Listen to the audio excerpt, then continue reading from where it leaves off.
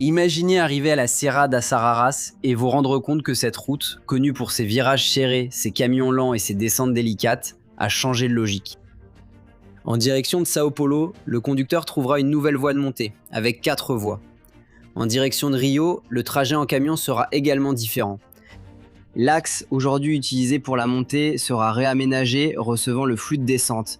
La configuration finale prévoit 8 voies, 4 dans chaque sens, 24 viaducs et 2 voies de détresse. La vitesse prévue passe à 80 km/h et l'objectif officiel est de réduire le temps de trajet jusqu'à 25% à la montée et 50% à la descente. Mais peut-être que le changement le plus curieux se trouve justement là où peu de gens regardent. Alors quelle voie va où? Que va-t-il arriver à l'ancienne route de la montagne? Et pourquoi sera-t-il possible de traverser ce tronçon à une vitesse beaucoup plus élevée? Restez avec nous dans les minutes qui suivent et comprenez comment va fonctionner la nouvelle Serra das Araras lorsque tous les travaux seront terminés. Pour comprendre la transformation, oubliez pendant quelques instants les machines, les explosions et les pourcentages d'avancement. L'accent est maintenant mis sur le tracé final. Actuellement, la Serra das Araras fonctionne avec 2 voies pour monter et 2 pour descendre. Lorsque le projet sera terminé, il y aura 4 voies dans chaque sens, en plus des accotements intérieurs et extérieurs. Mais le changement va bien au-delà du simple élargissement des voies actuelles, bien au-delà. Pour ceux qui voyagent de Rio de Janeiro vers Sao Paulo, une nouvelle voie montante est en construction, d'environ 8 km. En direction de Rio, il se passe quelque chose de moins intuitif. L'actuelle voie de montée sera adaptée et transformée en future voie de descente. Alors vous me demandez, et la route qui sert aujourd'hui de descente? Eh bien selon le plano basico-ambiental, elle sera fermée au trafic régulier. En pratique, les 2 sens n'occuperont plus les mêmes axes qu'aujourd'hui. C'est une réorganisation complète de la montagne. Une nouvelle voie prendra en charge la montée, tandis que l'actuelle montée fera partie de la future descente lorsque tout le projet sera terminé. Cependant, savoir quelle voie sera utilisée dans chaque sens n'explique pas encore comment se fera la traversée de la montagne. Pour cela, nous devons d'abord suivre le trajet en direction de Sao Paulo. Imaginez maintenant que vous êtes parti de Rio et que vous suivez la Dutra en direction de Sao Paulo. En arrivant à la Serra das Araras, au lieu d'emprunter le tracé actuel, le flux sera dirigé vers une nouvelle voie de montée d'environ 8 km. 4 voies de circulation et des accotements.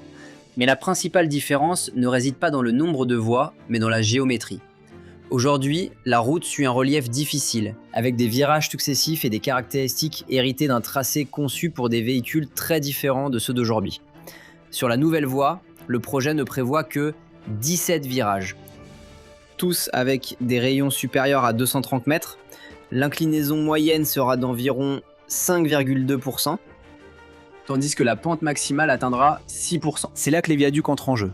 Sur les 24 prévus dans la montagne, une partie significative se trouve justement dans la montée. Au lieu d'obliger la route à suivre chaque courbe du flanc de la montagne, les viaducs permettent de créer des trajectoires plus directes au-dessus des vallées et des irrégularités du terrain.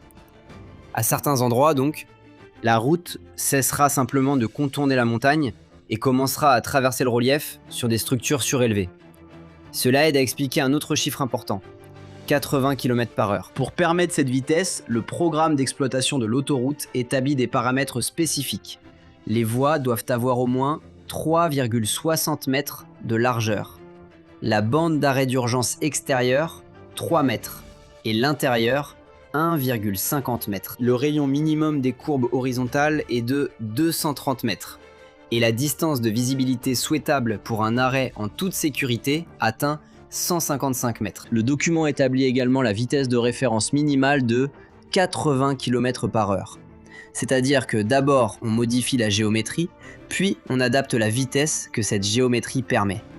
Pour le conducteur, le résultat attendu est une montée avec plus d'espace pour répartir les voitures et les camions, des virages plus larges et moins d'interférences des véhicules lourds, lents sur le reste de la circulation. Mais atteindre le sommet de la montagne ne résout que la moitié du problème. Dans la direction opposée, la transformation est encore plus intéressante car elle implique de réutiliser une route qui aujourd'hui emmène les véhicules dans le sens inverse. Maintenant, comprenons le trajet. Vous partez de Sao Paulo en direction de Rio de Janeiro et commencez à descendre la Serra das Araras. À l'avenir, vous n'emprunterez plus le même tracé sinueux qu'on utilise actuellement. La solution choisie consiste à utiliser et transformer la voie qui accueille aujourd'hui le trafic montant.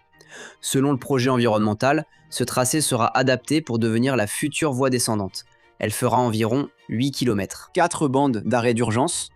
Il y aura 20 virages, tous avec des rayons supérieurs à 200 et 230 mètres. L'inclinaison moyenne sera d'environ 5,6%, tandis que la pente maximale pourra atteindre 7,5%. Cette caractéristique est particulièrement importante pour les camions. Lors d'une longue descente, les véhicules lourds doivent contrôler en permanence leur vitesse à l'aide des freins et des systèmes de freinage auxiliaires. Si quelque chose échoue, une route de montagne offre peu de marge d'erreur. C'est pourquoi la nouvelle descente comportera 2 voies de détresse. Le programme d'exploitation de l'autoroute exige que chaque zone ait au moins 180 mètres de long et 5 mètres de large. La fosse pourra atteindre jusqu'à 1 mètre de profondeur et devra être remplie de sinacita, un type d'argile expansée, ou d'un matériau ayant une efficacité de freinage égale ou supérieure. Lorsque le camion perd sa capacité normale de freinage et entre dans ce dispositif, la résistance du matériau aide à dissiper sa vitesse jusqu'à l'arrêt. Et il y a un détail important, les zones devront être homologuées pour recevoir, en cas d'urgence, des véhicules à des vitesses allant jusqu'à 110 km/h. Lors d'une réunion de la commission tripartite, la RIO-SP a ajouté une autre information. Les 5 mètres de largeur permettront que dans une situation extrême, un deuxième véhicule puisse entrer par le côté même si l'autre est arrêté sur la rampe. Le retrait do primeiro deverá ser priorizada para reduzir o tempo de ocupação. Cela change la logique de sécurité de la descente. Actuellement, une grave défaillance de freinage peut faire en sorte que le camion continue sur plusieurs virages jusqu'à finir par un encastrement ou une collision. À l'avenir, il y aura 2 zones spécifiques pour retirer ce véhicule du flux principal et l'arrêter de manière plus sécurisée. Mais les rampes ne sont plus une partie du système. C'est la combinaison de 4 voies, de virages plus larges, de viaducs, de bas-côtés et de aires de dégagement qui change la façon dont les véhicules franchiront le dénivelé. Dans le plan présenté par la société concessionnaire en 2024, il y avait encore une étape de transition. Après l'achèvement de la nouvelle montée, le flux en direction de Sao Paulo y serait transféré, tandis que la descente continuerait temporairement sur l'ancienne voie jusqu'à l'achèvement d'une nouvelle chaussée descendante. Les dates de ce plan ont changé, mais la logique montre comment la Dutra pourra changer de configuration sans interrompre la liaison entre Rio et Sao Paulo.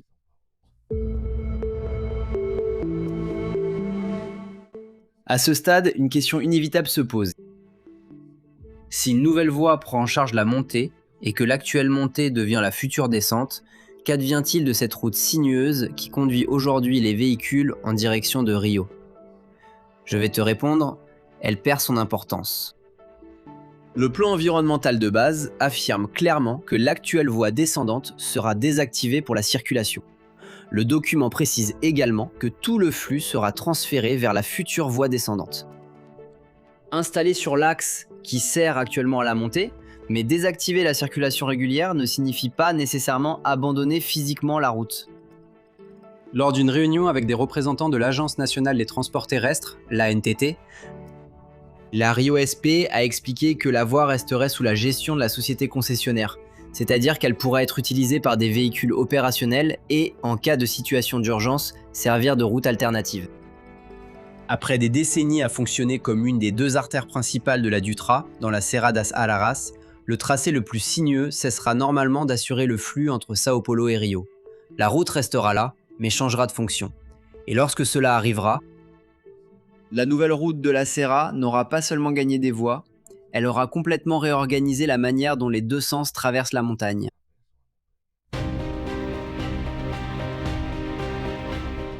Après avoir compris les voies, il devient plus facile de mettre les gains prévus en perspective. Aujourd'hui, la référence communiquée pour la circulation dans la Serra est d'environ 40 km/h. Dans la nouvelle configuration, l'ANTT et la société concessionnaire tablent sur 80 km/h. L'objectif est de réduire le temps de trajet jusqu'à 25% à la montée en direction de Sao Paulo et jusqu'à 50% à la descente en direction de Rio de Janeiro. Ces chiffres sont des projections du projet, car les embouteillages, les accidents, le climat et le volume de trafic continueront d'influencer le temps réel. Le changement le plus concret concerne la capacité de l'autoroute. Avec 4 voies dans chaque direction, un camion plus lent ne partage plus seulement 2 voies avec tout le reste du trafic. De plus, les véhicules de grande taille bénéficient désormais d'une géométrie plus adaptée au transport routier actuel. Aujourd'hui, certaines charges exceptionnelles sont si larges et lourdes que leur passage par la montagne nécessite des opérations spéciales, des modifications de la circulation et même l'utilisation de la voie en sens inverse. En janvier 2026, par exemple, un convoi de transport mesurant 106 mètres de long, plus de 6 mètres de large et pesant 647 tonnes a nécessité une opération spécifique pour traverser ce tronçon. Cet épisode montre qu'augmenter la capacité ne signifie pas seulement mettre plus de voitures sur la route. Cela signifie préparer la Dutra pour les bus, les camions et les charges exceptionnelles que le tracé historique n'a jamais été conçu pour accueillir. Pour toutes ces raisons, les 80 km/h ne sont que la face la plus visible de cette transformation. Ici, il est important de comparer le contrat, l'ancien calendrier et l'objectif actuel. Lorsque les travaux ont commencé, la documentation prévoyait une exécution en 52 mois. La NTT a même annoncé l'achèvement de la nouvelle montée en 2028 et de la descente en 2029. Ces dates apparaissent également lors de la réunion de la commission tripartite tenue en mars 2024. Ensuite, cependant, le calendrier annoncé par la société concessionnaire a changé. En 2026, avec l'avancement des chantiers, Rio SP a commencé à annoncer son intention d'avancer l'achèvement global à 2027, soit 2 ans avant l'échéance initiale présentée pour la fin de l'ensemble. Ainsi, 2027 doit être considéré comme l'objectif annoncé par la société concessionnaire et ne doit pas être confondu avec le calendrier contractuel initial. Pendant ce temps, une partie de la future route de montagne commence déjà à apparaître. Des tronçons de la nouvelle montée et certains viaducs accueillent déjà des véhicules. Mais cela ne représente pas encore la configuration finale. Lorsque toutes les machines seront parties, la Serra das Araras ne sera pas seulement plus large, la logique même du trajet aura changé. Une nouvelle route prendra en charge la montée, une autre chaussée assurera la descente et l'ancien tracé perdra son importance. Après des décennies à obliger voitures et camions modernes à s'adapter à la géométrie de la montagne, l'ingénierie fait exactement le contraire. En adaptant la montagne à l'autoroute qu'exige le 21e siècle. Merci d'avoir regardé cette vidéo jusqu'ici. Ces informations vous ont-elles été utiles concernant le fonctionnement de la nouvelle Serra das Araras ? Laissez votre avis ici dans les commentaires. Pensez-vous que c'est efficace, que ça ne l'est pas ? Et que pensez-vous du choix concernant ce qu'ils vont faire avec l'ancienne route ? Donnez votre avis ici dans les commentaires, je serai heureux de tous les lire. Je m'arrête ici, je vous embrasse et à la prochaine vidéo.